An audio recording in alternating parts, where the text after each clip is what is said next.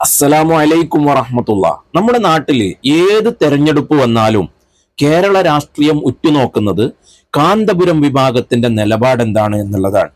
കാന്തപുരം വിഭാഗം ഏത് പാർട്ടിക്ക് വോട്ട് ചെയ്യാൻ ആഹ്വാനം നൽകുന്നു എന്നുള്ളതാണ്.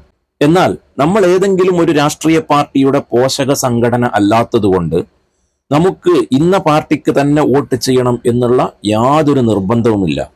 നമുക്ക് ആരെ തൊട്ടാണോ ഗുണം കിട്ടുന്നത്, നമ്മുടെ നാട്ടിന് ആരെ തൊട്ടാണോ ഉപകാരമുള്ളത്, ആ ആൾക്ക് നമ്മൾ വോട്ട് ചെയ്യുക എന്നുള്ളതാണ്. അവിടെ ജാതിയോ മതമോ ഒന്നും നോക്കിയിട്ടല്ല. അത് അറിയാൻ വേണ്ടി തെരഞ്ഞെടുപ്പ് പ്രഖ്യാപിച്ചത് മുതൽ എല്ലാ പത്രക്കാരും നമ്മുടെ നേതാക്കന്മാരുടെ പുറകെയായിരിക്കും. അത് ഏത് സദസ്സിലാണെങ്കിലും അവർ മുൻതൂക്കം കൊടുക്കുന്നത് ഈ തെരഞ്ഞെടുപ്പിനെ കുറിച്ച് ചോദിക്കാൻ വേണ്ടിയാണ്. ഇന്നലെയും ബഹുമാനപ്പെട്ട ഉസ്താദ് അവർകൾ പത്രസമ്മേളനം നടത്തുമ്പോൾ ബഹുമാനപ്പെട്ട ഉസ്താദ് അവർകൾ പത്രസമ്മേളനം നടത്തിയത് 100ാം വാർഷികത്തിനെ കുറിച്ച് പറയുവാനും, അതുപോലെ തന്നെ ബഹുമാനപ്പെട്ട അബ്ദുസ്സലാം മുസ്ലിയാർ ദേവർശോല ഉസ്താദ് അവർകൾ നേതൃത്വം നൽകുന്ന നീലഗിരി ജില്ലയിലെ പാടന്തറ മർക്കസിൽ വെച്ച് നടത്തുന്ന ഏറ്റവും വലിയ സമൂഹ വിവാഹമായ 850-ൽ കൂടുതൽ കുട്ടികളുടെ കല്യാണം നടത്തുന്ന ആ സംഭവത്തിനെ കുറിച്ചുമൊക്കെ പറയാൻ വേണ്ടി ബഹുമാനപ്പെട്ട ഉസ്താദ് അവർകൾ പത്രസമ്മേളനം നടത്തിയപ്പോൾ അവിടെയും പത്രക്കാർക്ക് അറിയേണ്ടത് ഈ വലിയ മഹാസംഭവത്തിനെ കുറിച്ചൊന്നല്ല, നിങ്ങൾ ഏത് രാഷ്ട്രീയത്തിനെ പിന്തുണക്കുന്നു എന്നുള്ളതാണ്.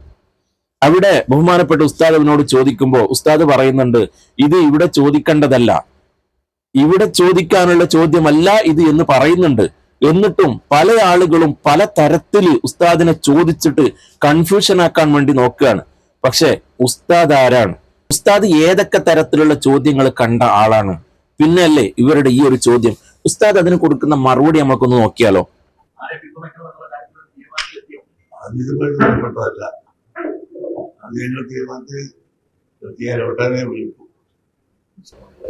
അതിവിടെ ചോദിക്കാൻ പാടില്ല.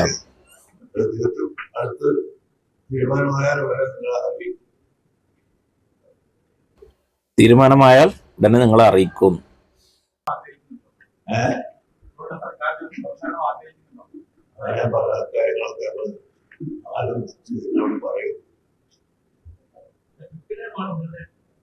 അവർക്ക് ഒരു പദം തന്നെയാണ് മലയാളം എനിക്കറിയാതെ.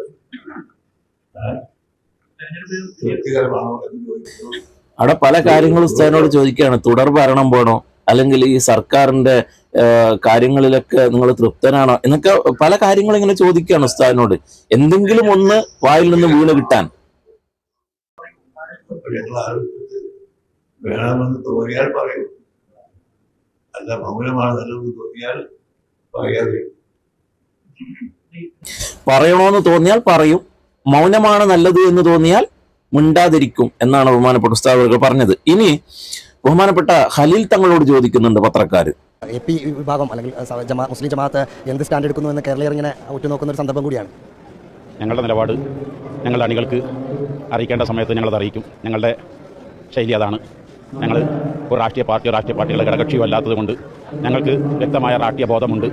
അപ്പോൾ അത് ഇലക്ഷൻ്റെ തൊട്ട് മുമ്പായി ഞങ്ങളുടെ ചാനലിനെ ഞങ്ങളത് അറിയിക്കും. അതാണ് ഞങ്ങളുടെ ശൈലി. രാജ്യത്തിന്റെ മതനിരപേക്ഷതയും ജനാധിപത്യ ബോധവും ഉയർത്തിപ്പിടിക്കാൻ സർവ്വജനങ്ങളും തയ്യാറാവണം. അടുത്ത 9-ാം തീയതി നമ്മുടെ നിയമസഭയിലേക്ക് ഇലക്ഷൻ നടക്കുമ്പോൾ ഒരാൾ പോലും വോട്ട് നഷ്ടപ്പെടുത്തരുത്.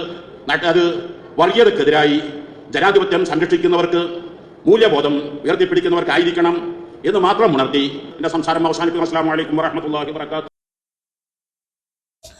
ഖലീൽ തങ്ങൾ പറഞ്ഞത് നമ്മുടെ ഓരോ വോട്ടും വർഗീയതക്കെതിരെ കൊടുക്കണം എന്നാ പറഞ്ഞേ. വർഗീയതക്കെതിരെ നമ്മുടെ ഓരോ വോട്ടും വിനിയോഗിക്കണം എന്നാ പറഞ്ഞത്. അല്ലാതെ ഇന്ന പാർട്ടിക്ക് കൊടുക്കണം, അല്ല ഇന്ന ആൾക്ക് കൊടുക്കണം എന്നൊന്നും അല്ല പറഞ്ഞത്. അത് തന്നെയാണ് നമ്മുടെ നിലപാടും. അത് വളരെ വ്യക്തമായിട്ട് നമ്മുടെ നേതൃത്വം അണികളിലേക്ക് എത്തിക്കാറുണ്ട്. എന്തെങ്കിലും വ്യത്യാസമുണ്ടെങ്കിൽ ആ വ്യത്യാസത്തോടു കൂടിയും എത്തിക്കാറുണ്ട്. അല്ലെങ്കിൽ നിങ്ങൾക്ക് ആരെ തൊട്ടാണോ ഉപകാരമുള്ളത് ആ ആളുകൾക്ക് കൊടുക്കാം എന്നുള്ളതായിരിക്കും. എന്താണോ നേതൃത്വം പറയുന്നത് അതായിരിക്കും അണികൾ കേൾക്കുക. അല്ലാഹു തആല നമ്മുടെ നേതൃത്വത്തിന് ദീർഘായുസ്സും ആഫിയത്തും ആരോഗ്യവും അന്തസ്സും അഭിമാനവും നൽകുമാറാവട്ടെ. ആമീൻ യാ റബ്ബൽ ആലമീൻ. അസ്സലാമു അലൈക്കും വറഹ്മത്തുള്ളാഹി.